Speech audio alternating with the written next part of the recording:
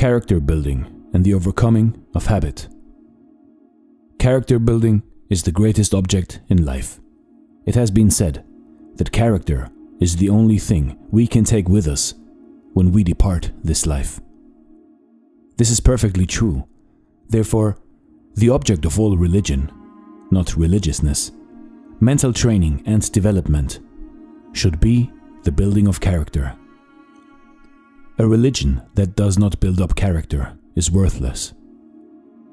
Those who think that they can flop through life, avoid as far as possible its discipline, make no effort to improve their character, and through believing in a certain creed can miraculously become perfect simply by dying, are deceiving themselves.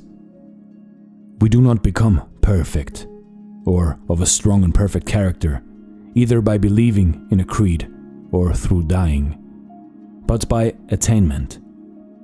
God helps those who help themselves, and those people who will not strive after better things cut themselves off from all the glorious and wonderful possibilities of attainment. Before, however, thinking about such lofty things as entertaining the path of attainment and becoming changed into and modeled after the divine image, the average person may wish to know how to overcome bad habits and weaknesses of character which are keeping him down in life and possibly undermining his health. Most people are conscious of some wrong habits that ought to be overcome and weaknesses of character which should be eradicated. Possibly they have fought against their habits or weaknesses for years, prayed until they are tired of praying, made innumerable attempts at turning over a new leaf, yet all in vain, for they are as firmly in the toils as ever. Many people give up the struggle and endeavor to lead a sort of Jekyll and Hyde existence, being outwardly a Christian or a Muslim or a Buddhist or a righteous person, but inwardly something quite different. Yet they find no satisfaction in this dual life, for they know that they are drifting towards an abyss. Yet there is a way of escape that is open to all of us.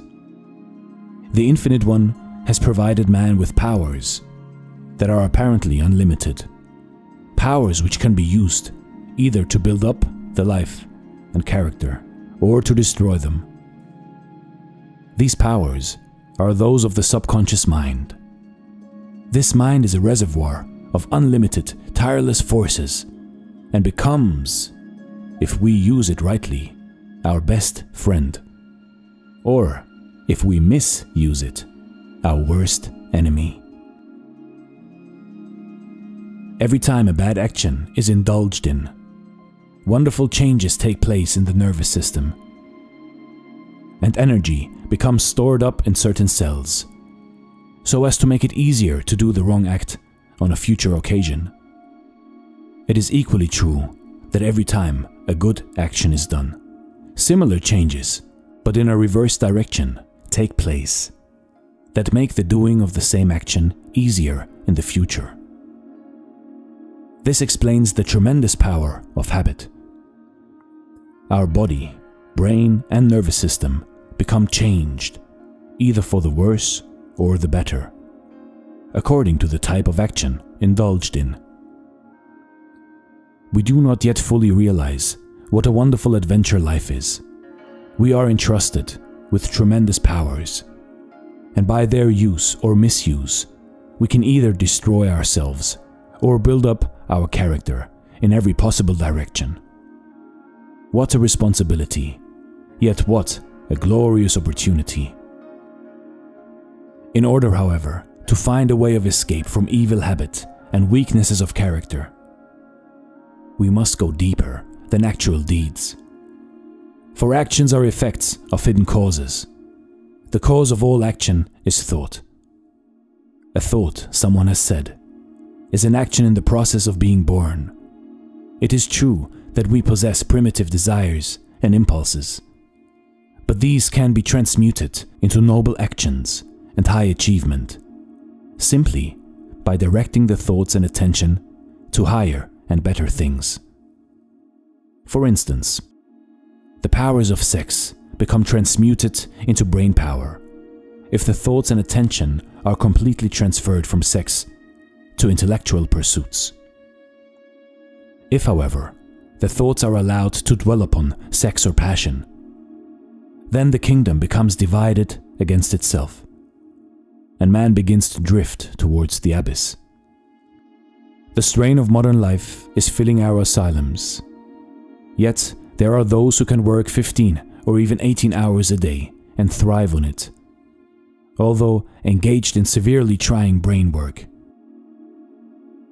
These have learned to transmute their lower powers into higher. This is not done by means of esoteric or occult practices, but by obeying the divine injunction to set our affections on things above. In other words, to keep our thoughts and attention fixed upon higher and better aims, ambitions, and pursuits. It is impossible to overcome bad habits by fighting them, for the more we fight them, the stronger they become. The injunction to resist no evil is very applicable to habit.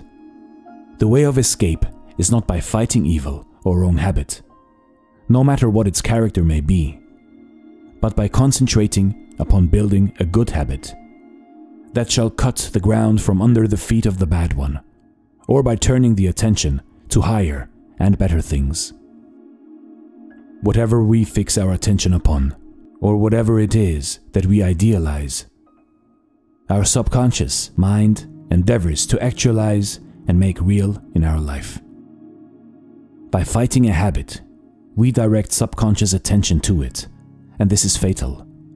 If, however, we turn our whole attention to something entirely different and which is higher and better, all the powers of the subconscious are directed towards the production in the life and body of the new object of attention. We see, therefore, that we do not have to overcome habit. If we did, our task would be hopeless, for the human will is helpless before the power of the subconscious mind. The subconscious powers can be led by the imagination, but they cannot be coerced by the will. The will must be used not to fight the habit, but in raising and directing the attention to something higher and better. By this means, a new habit is formed. The attention of the subconscious mind is taken away from the bad habit, and all its powers directed towards the creation of a new and better one. The subconscious does not care what the habit is. It is indifferent as to whether it is good or bad. It is just as willing to produce a good habit as a bad one. We, each of us, therefore, hold our fate in our own hands. We can, by controlling our thoughts and imagination, and by directing our attention to better things, focus all the powers of the subconscious on the building up of good habits. Or, on the other hand, we can, by allowing our thoughts and mental pictures to dwell upon undesirable things and our attention to be directed to low or weak ideals, fall into undesirable habits. The power that produces the habits is the same in each case. It is the way in which this power is directed that is the vital and essential thing. It is very necessary to point out that right thinking and correct use of the imagination must be accompanied by corresponding right action.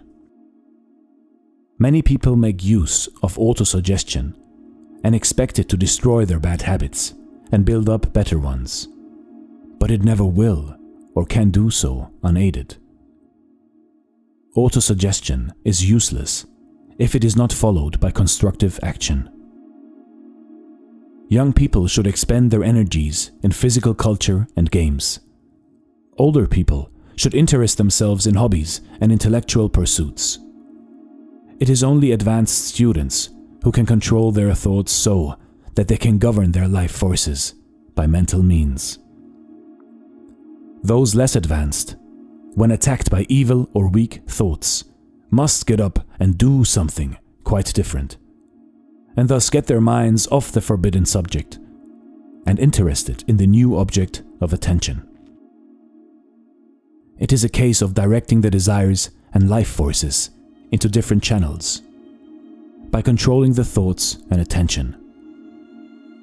Here is seen the value of true religion, for it brings fresh ideals into the life and directs the attention to higher and better things. A change must take place in the heart of the individual before he can desire these better things. When, however, this change has taken place, the battle has only just begun, for each one has to work out his own salvation. At first, then, most people will find it necessary to do something in order to attract their attention and guide their thoughts to something quite different from the forbidden subject. Later on, however, when they become more advanced in the science of right thinking, they will be able to direct their thoughts into any desired direction. This necessitates constant vigilance. Each thought has to be carefully scrutinized before being allowed to pass the threshold of the mind. By reversing every negative or unworthy or ignoble thought into its opposite, a change is wrought in the brain and nervous system. The cells formerly used for wrong thinking and for the production of wrong action go out of use as new cells are brought into use for the production of right action. This stage leads to one higher still, when it becomes a settled habit to reverse bad thoughts into good ones and perform right actions instead of bad or weak ones.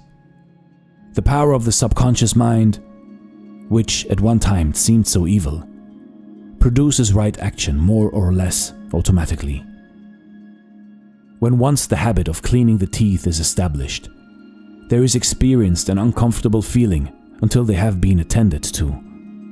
When once a dirty person has learned to wash himself thoroughly and keep himself decent, he will feel uncomfortable if he gets dirty. The same rule applies in the more important things and habits of life. If those who are in the bondage of habit will only direct their thoughts and attention to the building up of good habits, their old weaknesses will die a natural death. It must not be thought that the victory over lifelong habits is easy.